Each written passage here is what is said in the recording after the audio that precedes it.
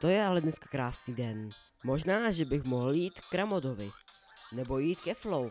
Nebo... Ahoj Blesku. Ahoj Ramone. Slušela by ti modrá, chceš přestříkat? Ale jo, určitě. Jdem? Za mnou.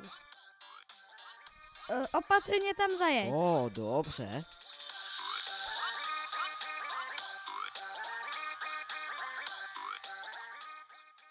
Vidíš?